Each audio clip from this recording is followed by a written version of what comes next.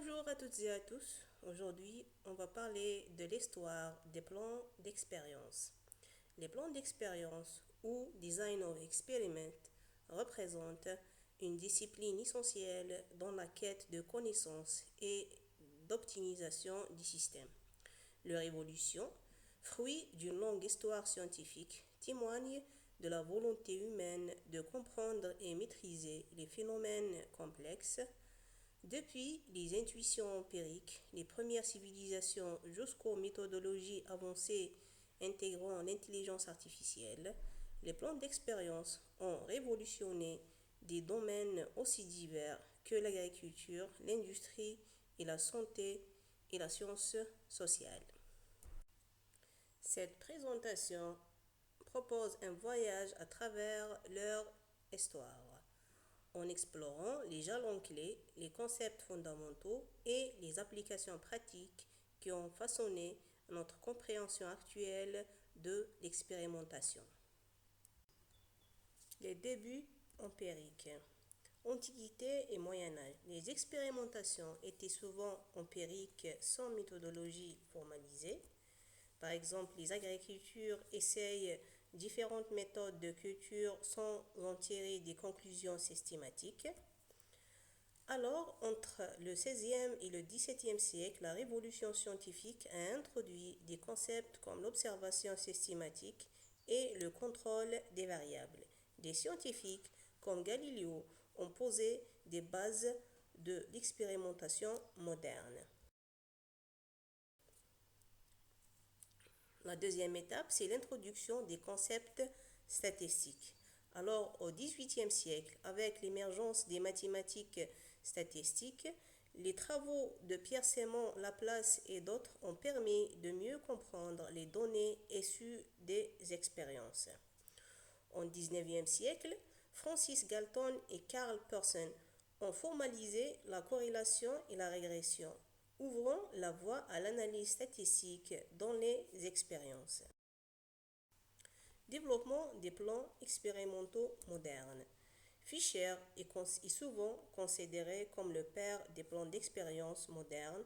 Ses travaux, notamment dans The Design of Experiments en 1935, ont introduit des concepts clés tels que la randomisation pour réduire les biais, les réplicas pour estimer les erreurs expérimentales, l'usage des blocs pour tenir compte des variations externes et l'analyse de la variance ANOVA pour interpréter les résultats.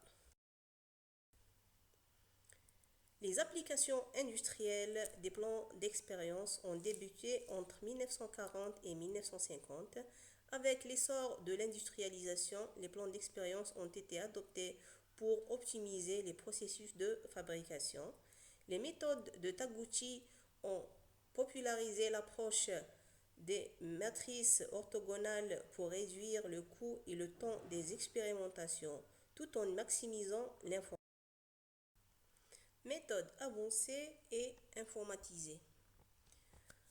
Entre 1960 et 1980, les méthodes évoluent avec l'arrivée de l'informatique. On voit l'apparition des modèles factoriels complets, fractionnaires et de nouvelles méthodes comme les plans en surface de réponse.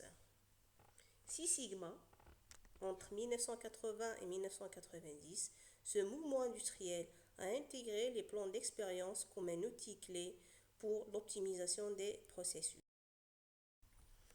Depuis les années 2000, l'essor des logiciels spécialisés JAMP, Minitab et Design Expert a facilité l'utilisation des plans d'expérience, l'analyse bayésienne, les algorithmes évolutionnaires et l'intelligence artificielle enrichissent les méthodes traditionnelles.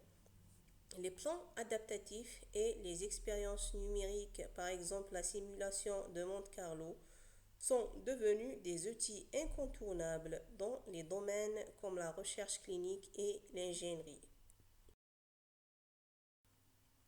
Les applications actuelles des plans d'expérience. Les plans d'expérience sont utilisés dans une variété de secteurs. En industrie, pour l'optimisation des procédés qualité, coût, performance. En agriculture, pour le développement de variétés et optimisation des rendements. en santé pour la conception des essais cliniques, en marketing pour des tests de préférence et campagnes de publicité, en recherche scientifique pour l'exploration de nouveaux phénomènes.